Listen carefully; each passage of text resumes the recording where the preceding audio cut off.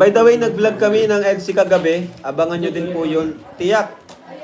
Tiyak na tiyak. 100%. More than 100% pa na kayo ay mapapatalon sa kilig. Ibang klase talaga. Ibang klase to. Hindi na mapigilan. Hindi na mapigilan. Ano ba yan? For today's video mga Kalingap, magbigay tayo ng update sa mga roles ni Kalingap Rab na darating ng 2026 ay ito ay magbago na at mapapaganda at kailangan tayo ay sumunod sa kanyang mga roles para din naman yun sa atin at para maganda ang ating panood. At ang sabi niya,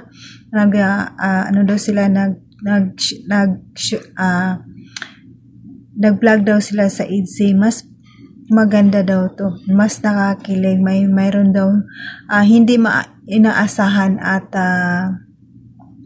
hindi na mapipigilan. Wow naman. Ano naman kaya yun? Nakaka-excited naman na balita yun mga Kalingap. At bago dyan natin ipanood ang video, pakisupport naman ang aking munting channel, Jasmine05 channel. Kung di ka pa nakasubscribe sa aking channel, please subscribe and don't forget to hit the notification bell para updated ka sa aking mga video na ina-upload mga Kalingap. At ito pa, wag natin pasawaan. Pasalamatan ng ating ama ng Kalingap, Bal Santos Matubang, atin na vlog, Kalingap Rab, Kalingap Ido, Jack Tapi Matubang, charity vlogger sa buong mundo na tumutulong sa ating kababayang mahirap. At nandyan din po ang K-Boys directors at mga kasama ng reactors sa SSG. Supportaran natin mga Kalingap. At ito lang aking sasabihin, panoorin na mabuti ang video bago magkomento para alam nyo talaga ang nilalaman nito. At bago tayo magpanood, batiin ko muna kayo ng magandang araw, magandang gabi. Kung sang sulok ng mundo tayo, mapa Mindanao, mapa Luzon, mapa Visayas, mapa OFW, kamusta tayo mga Kalingap? Sana naging masaya kayong sa ngayon sa araw na ito. Tara na mga Kalingap, panoorin na natin ang video. Tara, let's go. 1, 2, 3, go!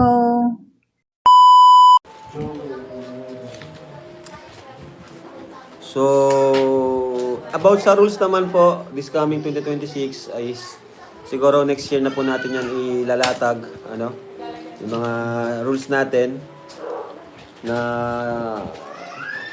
makakatulong sa ikabubuti o sa ikaayos ng Kalingap community, na syempre dapat, and this time, this 2026 mas magiging strict tayo, kasi nung 2025, lang tayo, maluwag tayo, di ba? And dahil sa sobrang luwag, naaabuso at dahil din doon, kumbaga nagiging magulo. Pati yung beneficiaries natin is nababash, 'di ba? Kasi isipin mo na nakikita sila kung saan-saan ng mga video. Syempre, hindi ako yung nag-vlog. Ano ba, kung sino-sino man nakaka-video sa kanila at nakikita sila na kung saan-saan, nababash sila. So, yun, doon nagsisimula yung di ba? Na wala akong kaalam-alam. Kaya, yan yung ayusin natin next year.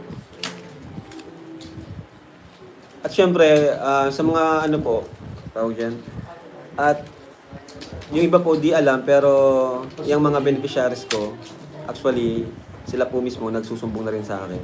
Nagsasabi na rin sila sa akin na yun. Siyempre, di sila bilang pakikisama, ayaw nilang magsalita kasi siyempre baka sila pa mapasama. Pero kapag nakakausap ko sila, tinatanong ko kasi sila, so kumusta?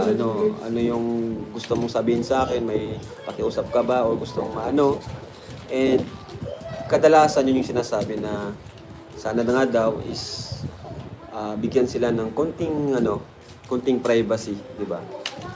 Hindi yung palagi na lang silang nakikita. Kasi yun yung sinasabi nila sa akin. Palagi ko silang kinakamusta off cam. Chinachat ko sila. Minsan pa nakikita kami. So, akala nung iba, okay lang. Siyempre, hindi naman sila magreklamo kasi ayaw nila ding baka pag-isipan sila ng masama na ganun nga, di ba? Na ayaw na nilang kumbaga baka sila pa yung mapasama. Kaya sa akin na lang sila nagsasabi. So next year, ayan, ayusin natin yan. No?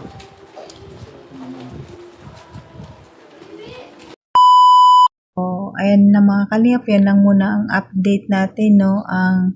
Ang bulong ni Kalinga Prab, may nag-vlog sila sa EDC. Mas nakakakilig at di na inaasahan ng mga pangyayari, no? Hindi na mapigilan siguro ang kanilang nararamdaman. Ano kaya yun? Nakakakilig naman at naka-excited. Abangan natin yan mga kalingap at update sa mga roles sa 2026, sabi ni Kalinga Prab, dapat sumunod na sa mga roles. Hindi, siguro hindi na pwede mag-vlog ang kahit sino-sinong mga kalingap dyan kasi minsan talaga naman na dyan naman talaga nababas ang mga beneficiary sa mga vlog, minsan sa iba't ibang vlog. Kasi minsan kahit hindi pa sila ready, minsan kahit bagong gising, kumakain, mga ano lang, basta makita lang sa vlog, talagang dyan nag-uumpisa ang base. Mas mabuti yan ang ayusin ni Kalinga Prab na para wala nang maibabas ng mga beneficiary. Kasi sila kang kawawa sila. Mahirap yun. No? Kaya abangan natin ang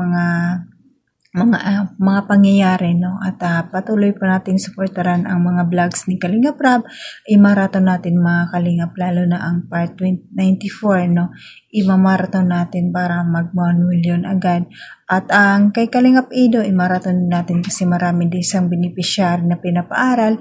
At ang kay Kuya Bal, i-marathon din natin kasi marami din siyang beneficiary at pagkakaalam ko bumaba ang mga views ni Kuya Bal, kaya kailangan na tayo mga kalingap ang marathon sa kanya at sa atid na marathon din natin. At mga pasalamatan ko mga silent viewers, mga viewers nandyan palagi na tumutulong sa atin sa pagpanood ng ating mga video. Maraming salamat. Appreciate ko po yun mga kalingap.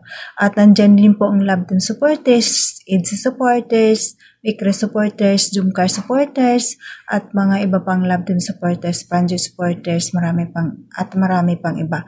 Maraming salamat sa inyo. At bago tayo magtapos mga kalingap, pasalamatan muna natin ulit ang ating umanang kalingap, Bal Santos Matubang, Ate Ina Vlog, Kalinga Prab, Kalingap Ido, Jack Tapia Matubang, Kalingap Team, Kalingap supporters, supportaran natin sila para marami pa silang matulungan na pabahay sa ating mga kababayang mahirap. At pasalamatan ko rin ang mga sponsor, mga big sponsor na laging nakaalala sa Kalingap, nandyan sila palagi. Maraming salamat sa inyo.